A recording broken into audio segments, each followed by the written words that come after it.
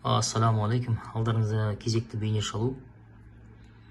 Бұл бүгін бізде былай айтқан кезде кез келген автокөлік болсын, мотоцикл болсын, я болмаса үйдегі кез келген құрылғының батареясы болсын, болмаса тараздан шыққан бір батарея болсын, я болмаса жаңағыдай көптеген ғой үйде бытовойда. Сол үшін соларды жалпы зарядтайтын құрылғылардың қатары орысша айтқанда зарядчик дейді ғой. Бұл енді қысқаша бейне шолу болады, сондай бір зарядтайтын дүние.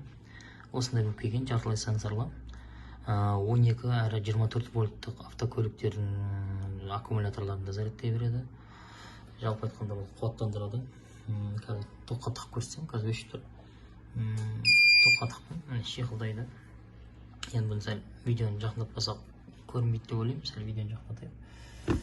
Сәл көтереміз ол мені. Қазір көтердім. Сіздерге анық түсінікті болсын. Мына өзінің арнайы жағында несі бар, сенсорның кнопкасы бар. Мына жағында мен тұр. Соны бассаң режимдер өзгереді. Қазір бұл өшіп тұр. Себебі мен нелерін клемменттерін бөлек-бөлек, әрқайсысын бөлек-бөлек бір-бірінен тимесін деп алып қойғанмын шетке. Себебі полистар тиюге болмайды ғой.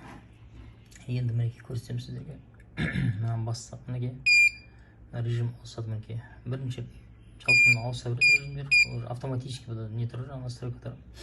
Әуелгіде тұрғанда бірінші тұрған бұл көліктің несі жаңа көлікті ояту үшін арналған. Егер сет болатын болса аккумуляторды неден шешпей ақ зарядтай бересіз. Екінші режим бұл басатын болсаңыз, бұл жаңа аккумуляторды көтеріп келіп үйге зарядтау үшін арналған дүние.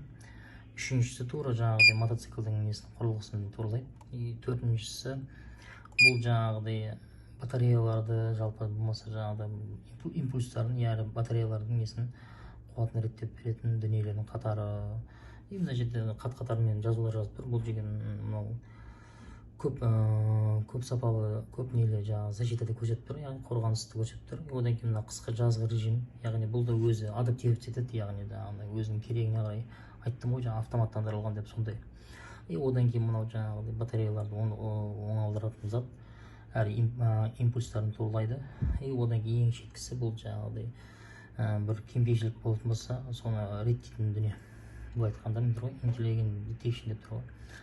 Жалпы айтқанда бұл дүниемен әлі толық жұмыс істеп көрмедім, бірақ та аккумулятордың кәдімгі машинаның 12 вольттық автокөліктің аккумуляторының арнайы өзімдікін шешіп, ерінбей, сол зарядтап көрдім.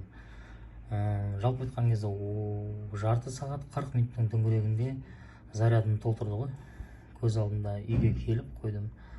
Сол мына зат қысқаша бейне шолу болды. Зат жақсы, қатты ауыр емес, орта сапалы келген. Әрі жаңағыдай мінекей көсіліп тұр. Көріп отырсыздар, тағы өзгерте бересіздер. Әртүрлі положение өзгереді. 12-ні 24-те зарядтайды. Жалпы айтқан кезде бағасы да қатты қымбат емес. Осындай корпуспен келген. Енді сәл алыстатып, жалпы заттың өзін көрсетейін. Мүмкін андай. Мынау жалпы тоқтың несі. Бір клештен тұрады. Біреуі плюсовый, біреуі минусовый клештен тұрады. Осындай қысқыштардан. Басқа алып кетер дүние жоқ. Қолданысқа оңай. Сосын жаңағы брандылардан гөрі қанша қоямын деп жүрмейсіз. Жалпы чайниктер болады ғой, түсінбейтін, электричестводан мүлдем қақпайтын. Сол кісілерге мүлдем жақсы да бұл. Аласыз да тоққа тығасыз. Главный режимді выставлять етесіз. Үйге кірген кейін аккумулятор шешіп әкелдіңіз. Қысқа басында аккумулятор восстановить етесіз, қойып қойып жаңа зарядтай береді.